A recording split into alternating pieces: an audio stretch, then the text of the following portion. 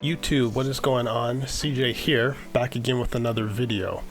In today's video, I'm going to be showing you guys a trick I use to make great leads and counter melodies for beats. So this video is going to be geared more towards those who have little or not much music theory knowledge at all. If you know music theory, a decent amount of it, you probably already know this. So without further ado, let's get into the video.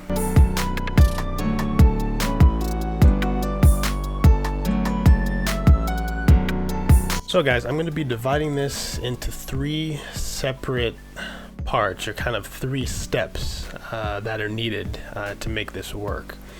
So the first thing we're going to be talking about is the scale numbering system.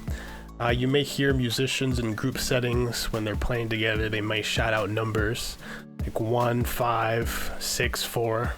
What those numbers refer to are the root notes of the chord that they're going to be playing in a certain scale.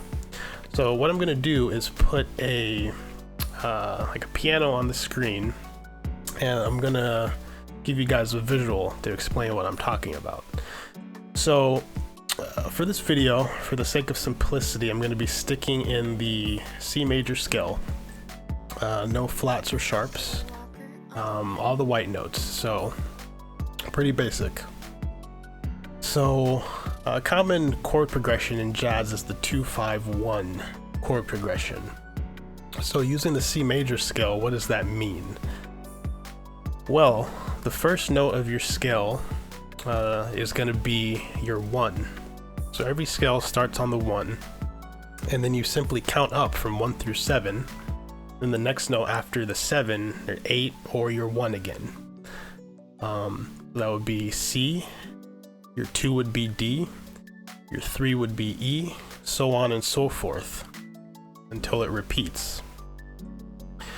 So for that 2-5-1 chord progression, the notes would be D, which is your 2, your 5, which is G, and you go back to your 1, which is C. That's pretty straightforward, and that's how the numbering system works. And the beauty of this system is that you can easily transpose this to any other key. So if you wanted to say, let's put this in the G major scale, which has 1 sharp, F sharp, your G becomes the 1. So in that instance, if you want to do that same 2-5-1 chord progression, your G is 1, so your 2 would be A, your 5 would be D, and your 1 of course would be G. So that's just an example in another key, but the principle is the same. So that's how the scale numbering system works. Alright guys, so the second key thing to understand is relative major and minor scales. What does that mean? Well, every scale has a relative major and minor. So going back to our example of the C major scale, the relative minor scale would be A minor. How do you find that? Well, it's simple. You just go down, you count down from C, count down 1, 2, 3 notes, 3 half steps, or a step and a half, and that puts you on A. And that's how you find the relative minor key. You do that for any key. Say you're in the key of F, count down 1, 2, 3, it means you're in the key of D minor, which is the relative key to F. So what you'll notice is that both of these scales use the same notes. It's just you have a different starting note or a different root note.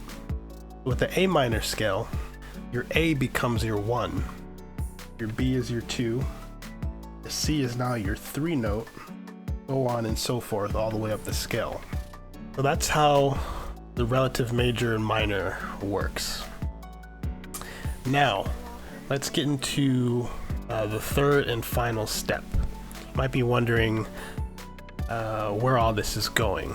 So let me introduce you to the pentatonic scale. Pentatonic meaning 5. There's 5 notes in this scale. Now, in order to figure out which notes those are, you have to go back to steps 1 and 2. Going back to step 1, you remember the numbering system. 1 through 7. So let's go back to the key of C. Pentatonic scale uses the 1st, 2nd, 3rd, 5th, and 6th notes of the scale. The major pentatonic scale does. So, using our example in the key of C, what would that be? You start on the 1, have your 1, 2, 3, so C, D, and E. Your F is your 4, you skip that, you go to 5, which is your G, and 6, which is your A. So you use those 5 notes. Our other quick example we did in the key of G, what would that be? So you have your 1, 2, 3, G, A, B, skip a note, and then you go to your 5 and 6, which are D and E. So that's how that works. That's the major pentatonic scale. Now, the minor pentatonic scale is a bit different. Let's go back to our first example. Key of C major, the relative minor is A minor, so we go down to A. And the numbering for the minor pentatonic scale is 1, 3, 4, 5, and 7. Start on your A, skip a note, you skip the 2, go to your 3, which is C, 3, 4, 5, skip another one, and then your 7, which is G. Alright? That's how that works. And you'll notice that actually the notes that you use are the same. In your pentatonic major, you're using C, D, and E, G, and A. With your minor pentatonic, you're using A, C, D, and E, and G. So it's the same 5 notes, it's just whether you're in major or minor, it gives it a kind of different feel. But the cool thing is you can transition between both of these, and whatever notes you play are gonna sound good, decent within that scale. Whether the song's in A minor or C major, same notes, just a kind of a different feel. The minor has a more somber, sad feel. The major has a happier feel. You can actually switch back and forth if you wanted to between these two scales because you're using the same notes, the same 5 notes, which makes it really easy to come up with leads and counter melodies. So the last thing I'm going to do is just show you an example here. Alright, so I've pulled up this piano plugin, sticking with our example scale of C major. I've just made this quick basic chord progression. Using the number system, we can see that we start on the 1, which is C. We go to the 5, which is G. We go to the 6, which is A minor.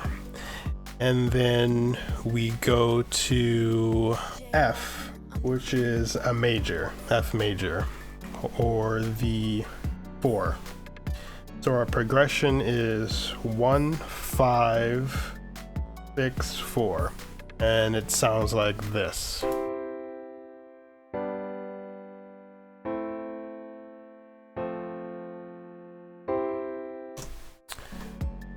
So very generic chord progression there.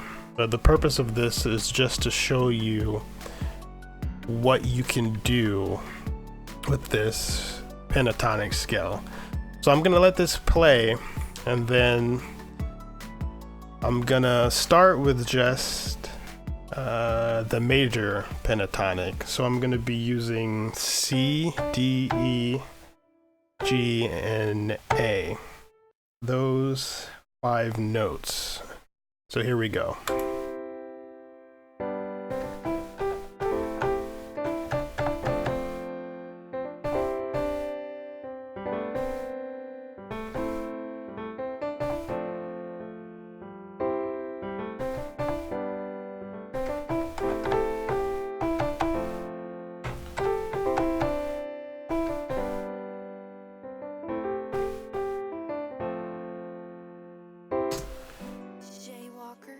So as you can see, using only those 5 notes, you can pretty much play whatever you want.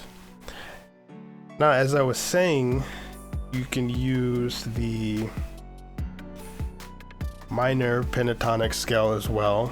Again, it's the same notes, but you're just starting, your root note is different. You'll be starting on a different note.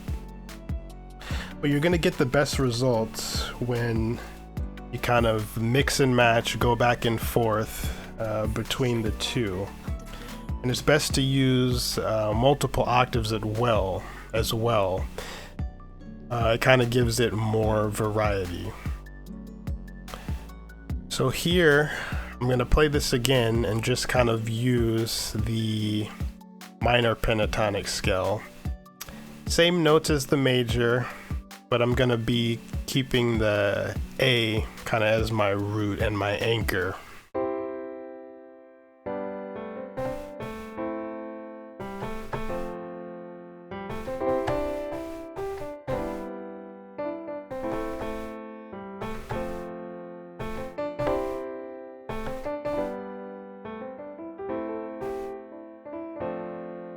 So again, sounds pretty much the same because you're using the same notes. So the last thing I'm going to show you is just me using kind of the full range of this keyboard here. I'm going between octaves, but still playing the same 5 notes throughout both octaves. And actually what I'm going to do, just to kind of make this stand out more, is pick a different instrument. Okay, I just picked a random sound, but I'm gonna play this now and show you how it sounds using multiple octaves, switching between major and minor pentatonic. And here we go.